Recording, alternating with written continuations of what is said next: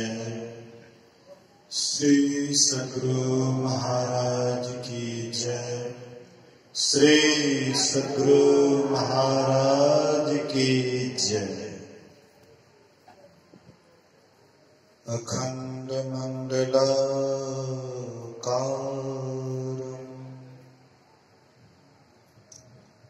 व्याप्तं येन चराचरम् तत्पदं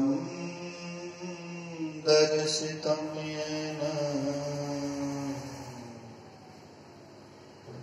तस्मै श्री गुरुवे नमः। धन्य धन्य सतगुरु सुखदाई महिमा कहे ना जाए। जो कछु कहो तुम्हारी कृपा मोते कछु न बसाए। सर्वत्र सर्वदा वर्तमान सद्गुरु महाराज जी के पावन चरणों में कोटि कोटि नमन। उपस्थित गुरुजन, धर्म प्रेमी सत्संगी बंधुओं, पूजनीय माताओं तथा भक्तिमती बहनों, एक दिवसीय संतमत सत्संग का आयोजन परम श्रद्धेय हरि बाबू निराला जी के निवास स्थान पर प्रारंभ है।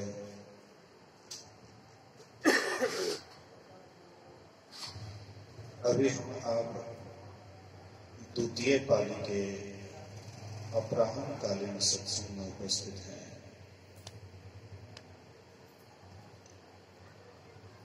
श्रवण कर रहे थे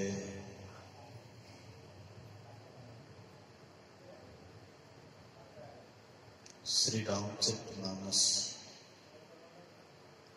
द्वितीय सोपान अयोध्या कांड से।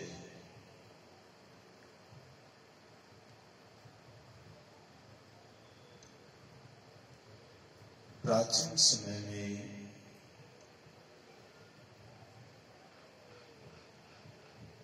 लोग 4 आश्रमों की व्यवस्था किए थे और चारों आश्रमों का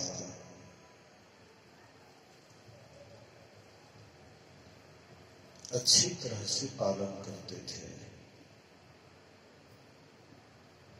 गुरु महाराज जी ने कहने की कृपा की, जब तक ये चारों आश्रमों की व्यवस्था रही तब तक हम आप अपनी संस्कृति के अनुसार, अपनी सभ्यता के अनुसार चले। लेकिन जब से ये 4 आश्रमों की व्यवस्था में गड़बड़ी हुई तब से हम आप अपने संस्कृति और सभ्यता से अलग हो गए। ये 4 आश्रमों की कौन सी व्यवस्था थी? जैसे इस कलयुग में सदाचार पूर्वक अगर कोई जीवन व्यतीत करता है, शास्त्र कहता है उसको 100 वर्ष जीने का उम्मीद रखना चाहिए। वह 100 वर्ष जी सकता है और यह 100 वर्ष को 4 भागों में बांट दीजिए। प्राचीन समय में 25 वर्ष तक विद्यार्थी गुरुकुल में रहकर संयमित जीवन जीता था और ये चारों और वह विद्यार्थी गुरुकुल में रह करके विद्याध्ययन तो करते ही थे, लेकिन अध्यात्म और भौतिक दोनों विद्या ग्रहण करते थे। केवल सांसारिक विद्या ही नहीं है। आजकल जो भी विद्यार्थी हम आप देखते हैं, केवल भौतिक विद्या के ही प्रति झुकाव है। अध्यात्म विद्या से लोग अलग हटते जा रहे हैं। अध्यात्म विद्या से इसलिए दूर हटते हैं क्योंकि इसमें आमदनी नहीं दिखाई पड़ता है, पैसा नहीं दिखाई पड़ता है, इसलिए दूर हटते हैं। और भौतिक विद्या में जो जितना पढ़े लिखे हैं, जितने बड़े पद पर हैं, उनके पास में उतना ही पैसा है। भौतिक विद्या से संसार की सुख सुविधा खरीदी जा सकती है, लेकिन आत्म शांति नहीं। आत्मा की शांति के लिए अध्यात्म विद्या जब तक नहीं जानेंगे, तब तक आत्म कल्याण नहीं हो सकता है। भगवान राम भी चारों भाइयों के साथ गुरुकुल में रह करके पढ़ाई किए थे, और वहां पर दोनों विद्या का अध्ययन करते थे, भौतिक विद्या भी अध्यात्म विद्या भी। गुरुकुल में रह करके गुरु जी की सेवा भी करते थे, आश्रम की सेवा भी करते थे, ध्यान साधना भी करते थे, संध्या वंदन भी करते थे। लेकिन आजकल कोई विद्यार्थी है, अगर उनको सत्संग ध्यान करने के लिए बतलाया जाए, लोगों को लगता है कि मेरा विद्यार्थी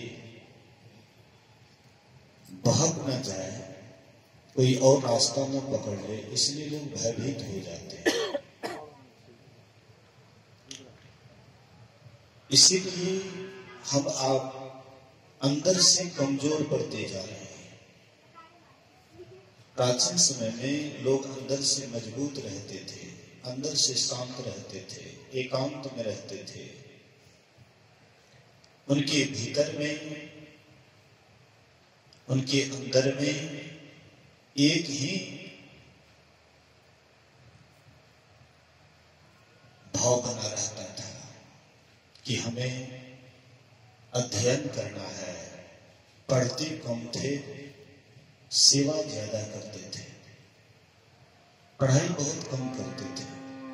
आजकल पढ़ाई अधिक करते हैं, अब सेवा कम करते हैं। स्मरण शक्ति भी पुराने जमाने में तीव्र था, और अभी स्मरण शक्ति भी क्षीण होते जा रहा है। कारण क्या है? संयमित जीवन नहीं जीने का कारण है कि स्मरण शक्ति कमजोर हो रहा है। तो प्राचीन समय में 25 वर्ष तक विद्यार्थी विद्या अध्ययन करते थे, ब्रह्मचर्य का ठीक ठीक पालन करते थे, और 25 से 50 वे गार्हस्थ जीवन में रहते थे। धन कमाना है, बाल बच्चे पैदा करना है, जो जो काम करना है 25 से 50 तक वे करते थे। फिर 50 के बाद दोनों पति पत्नी मिलकर के एकांत में निवास करते थे, एकांत वास करते थे, ध्यान साधना करते थे, संसार से विरक्त होकर। फिर 75 से 100 वर्ष के बीच संन्यास जीवन जीते थे। संन्यास अर्थात पति पत्नी में भी कोई मतलब नहीं, पति पत्नी में भी कोई वास्ता नहीं, कोई लगाव नहीं, कोई प्रेम नहीं, बिल्कुल अनासक्त होकर के। तो ये आश्रम की व्यवस्था जब तक रही, तब तक लोग अपने संस्कृति और सभ्यता का ठीक ठीक पालन किए। लेकिन हम आप अभी अपनी सभ्यता और संस्कृति हम लोगों को भारी पड़ रहा है। फिर वही पश्चिमी सभ्यता हम लोगों को आसान लग रहा है। अभी भारतवर्ष के लोग धन के लिए ललायित हैं। इनके मन में है कि किस तरह से हमको धन हो जाए, चाहे कर्म जो भी करना पड़े, लेकिन धन हो। इधर पूर्वी सभ्यता, पूर्वी के लोग धन के लिए ललायित हैं, लेकिन पश्चिम की तरफ जो धन पर बैठ करके देख लिए हैं, अब उन लोगों के अंदर में अध्यात्म के प्रति ललायत है। उन लोगों के मन में अध्यात्म के प्रति जिज्ञासा है। हम आप धन के ढेर पर नहीं बैठे हैं, इसलिए धन की चाहना है। लेकिन जो धन के ढेर पर बैठ गए हैं, उनके अंदर में अब अध्यात्म की जिज्ञासा है। उन्होंने देख लिया, धन को प्राप्त करके देख लिया धन से कितना सुख मिलता है। पद को प्राप्त करके देख लिया कि पद से कितना सुख मिलता है। लेकिन हम आप अभी कंगाल बने हुए हैं। अभी हम आपके मन में होता है कि कहां से कितना धन हो जाए, हम बड़े से बड़े पद वाले हो जाएं, हमारा हुकूमत बहुतों के ऊपर चलने लगे। भगवान बुद्ध राजा सुधोधन के पुत्र थे। वे भी धन के ढेरी पर बैठ करके देखे, उनके पास भी अपार धन था। राजा सुधोधन का एक ही इकलौता पुत्र था। जब वे अपने सारथी छंद से कहते हैं कि सारथी मुझे जंगल की ओर लेकर के चलो, मैं इस राजमहल में नहीं रहना चाहता हूं। कहते महाराज इतना सुंदर, इतना बढ़िया राजपाट, इतना सुंदर महल, इतनी सुंदरी पत्नी यशोधरा, और महाराज ये सबको छोड़ करके आप कहां जा रही हैं? बोले कि देखो, तुमको बाहर से भले ही तुम्हारे मन में खिंचाव हो रहा है, लेकिन मैंने देखा है, उस धन के ढेर पर बैठ करके देखा, उस महल के सुख को भी मैंने देखा, लेकिन मेरे अंदर में कहीं भी शांति नहीं बुझाया। इसलिए मैं शांति को पाना चाहता हूं। बोले महाराज आप यहां भी बैठ करके शांति को प्राप्त कर सकते हैं। जो धन के ढेर पर नहीं बैठा है, उनके मन में धन की इच्छा सदा बनी रहती है। इसलिए छंद धन के ढेर पर कभी बैठा नहीं था। सारथी सबने सारथी का काम किया था। उनके पास पर्याप्त मात्रा में धन मिलता नहीं था, ठीक ढंग से परिवार भरण पोषण भी नहीं होता था, इसलिए धन के लिए लड़ाई था। लेकिन भगवान बुद्ध तो वहां भी बैठ करके देखे। कहने का मतलब है पूर्व तरफ के व्यक्ति अभी धन के लिए ललायित है। प्राचीन समय को देखिए, लोग कहते हैं कि ये भारत सोने की चिड़िया कहलाता था। भारत सोने की चिड़िया कहलाता था। उस समय के अगर आप व्यवस्था को देखेंगे तो उस समय में लोगों के पास में धन था और पश्चिमी सभ्यता गरीब थे, वे दरिद्र थे। पश्चिमी सभ्यता के लोग दरिद्र थे और यहाँ धन पर्याप्त मात्रा में थी। इसलिए धन के ढेर को धन के ढेर पर बैठ करके देख लिए थे प्राचीन समय में, और उनको ध्यान भजन ही अच्छा लगता था, अंतर यात्रा ही उनको अच्छा लगता था। इसलिए महापुरुष कहते हैं देख लिया दुनिया का सारा नजारा। इस संसार के नजारा को आप देख सकते हैं, कहीं पर सुख शांति नहीं है। जहां भी आप देखिएगा हर जगह हलचल है, अशांति है। और जहां अशांति है वहां पर कहां सुख है? अशांतस्य कुतो सुखम, वहां पर सुख नहीं है। इसीलिए प्राचीन समय में इस नियम का पालन करते थे। अभी हम आप इस नियम को छोड़ दिए हैं। बूढ़े हो जाते हैं, उनको पूछिए, उनसे कहिए चलिए सत्संग में, तो कहते हैं हमको फुर्सत नहीं है। हमारे पास फुर्सत नहीं। हमारे अयोध्या बाबा कह रहे थे कि मुखिया जी आए, सत्संग में बैठे और कहते हैं क्या हाल चाल है, तो मुखिया जी कहते हैं कि इससे बढ़िया पहले था। तो बढ़िया पहले था तो फिर पहले वाला पद क्यों नहीं ले लेते हैं? लीजिएगा पहले वाला पद। मुखिया बन गए हैं, उसके बाद सोचिएगा कि मुखिया पद से हट जाएं, तिलांजलि देते हैं, आपको अशांति ही अच्छा लगता है। आप अपने हृदय से पूछिए, आपको अशांति ही प्रिय है। ऊपर मन से आप कह देते हैं कि पहले ठीक था। अरे पहले ठीक था तो मना कौन करता है पहले वाला जीवन बिताने के लिए? लेकिन नहीं, हमारे अंदर में धन की लालसा है।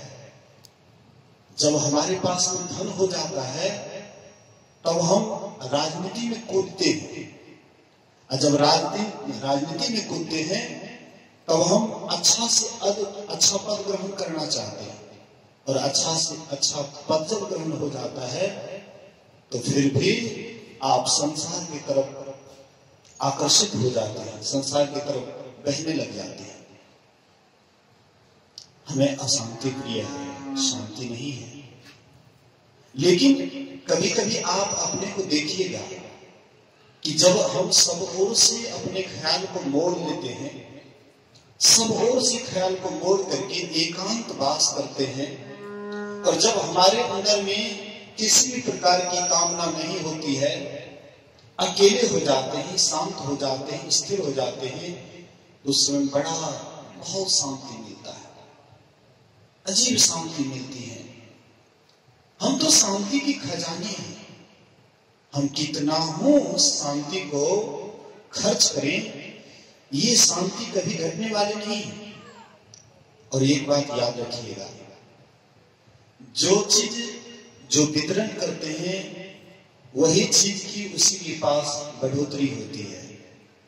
अगर हम सुख बांटते हैं तो धीरे धीरे हमारे पास में सुख का खजाना हो जाता है।